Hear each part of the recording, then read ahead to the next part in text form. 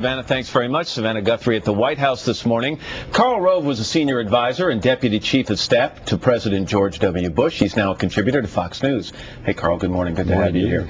About $800 billion. That's what this package is all about. It's going to get signed today. This is the kind of legislation that normally in Washington takes months and months to pass. They got this in 1 month. Does part of you admire that, and does part of you worry about that? Well, it's a great accomplishment. 667 hours and 10 minutes. That's how long the president has been president, and they got this bill done in less than that time. On the other hand, it was rushed at the end, and as a result, people's confidence in this bill is necessarily shaken. But rushed, when you started to hear the jobless numbers, when you started to hear Admiral Dennis Blair, the chief of national intelligence, saying the economy right now in its current condition is the biggest threat we face, more so than Al-Qaeda, doesn't it seem that quick and bold action was necessary? Well, quick and bold was necessary, but let's step back a minute.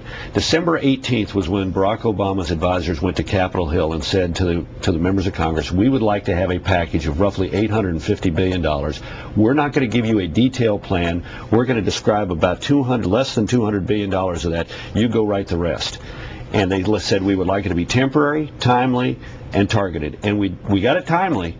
That is to say, a big bill done quickly. But there's a real question as to how targeted and how stimulative this bill really is going to be. 209, if you add up the House and the Senate, we have, 219 Republicans. All but 3 of them voted against this plan. Well, I'd like to look at it a different way. Twice as many Democrats voted against the president's plan as Republicans voted for it. Oh, but let me look at it my way for a second, okay? 216 Republicans seem to have placed a bet on failure. Isn't that safe to say? No, what they bet on was that this was not the right way to stimulate the economy. The interesting thing was, in both the House and Senate, the Republicans went out of their way to offer alternatives and to discuss items with the White House and with their Democrat colleagues when they were allowed to. In the House, they weren't allowed to talk at all. But in the op-ed you wrote in the Wall Street Journal, you said this will have some impact on the economy, and part of it will happen by its own due course anyway. Right. But do those 216 Republicans run the risk of being on the outside looking in if this starts to work? It depends. If they go out and adopt the rhetoric that this is that the economy is going to go to hell in a handbasket, then they're going to have a problem. But on the other hand, they say, you know what?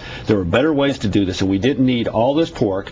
We didn't need all this special interest spending. We wanted a bill that worked right now. There's going to be more money spent under this bill between 2011 and 2019 than will be spent this year. That's pretty remarkable for a bill that's supposed to stimulate the economy today. You've come out and talked about it, and written about it in your op-ed. You've spoken about this statement, which prompted a comment from David Axelrod, the current senior advisor to the president. And I'm paraphrasing here, Karl, but he basically said, "Why do we need advice from anyone attached to the Bush administration over the last 8 years? Look at the economy as a result of that administration." How do you respond to that? Well, do you have credibility on this subject? Well, first of all, look, I'm not giving them advice. I'm commenting on what they're doing. And I'm sure even this White House would say that people have a right to offer an opinion. Frankly, I thought it was interesting. The biggest accelerant in this economic difficulty was the failure of the government to rein in Fannie and Freddie. It was the Bush administration trying to rein in Fannie and Freddie. A new senator came to the United States Senate in January 2005 and refused to join the reform efforts. In fact, joined a filibuster effort on the bill that the administration offered up to rein it in. And that senator was Barack Obama of Illinois. He could have come and said, you know what, I agree with the administration. We ought to rein in these imprudent lending practices that are getting us into difficulty.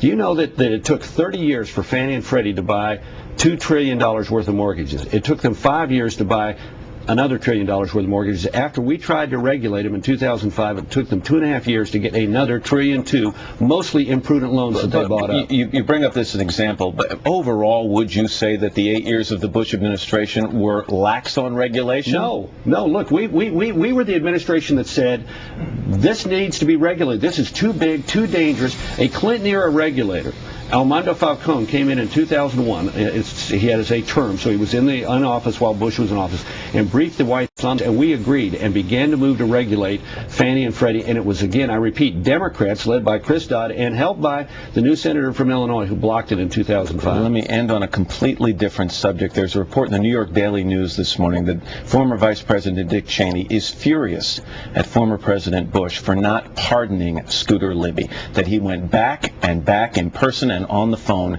trying to get that pardon for his former aide, Scooter Libby, and it didn't happen, and he's furious. What do you know about this? Well, Well, I know that he felt strongly about this, but I think that tabloids tend to get these things overblown. These are two very close men who have a long and enduring relationship that's good and positive. Hasn't been soured because of the lack of a pardon? Look, no, I don't detect that at all. It's obviously something Dick Cheney feels strongly about, but the president laid out in his commutation of Scooter Libby the grounds on which he was making his decision. Karl Rove. Karl, thanks for coming in. Good Yeah, to have you here. Appreciate it.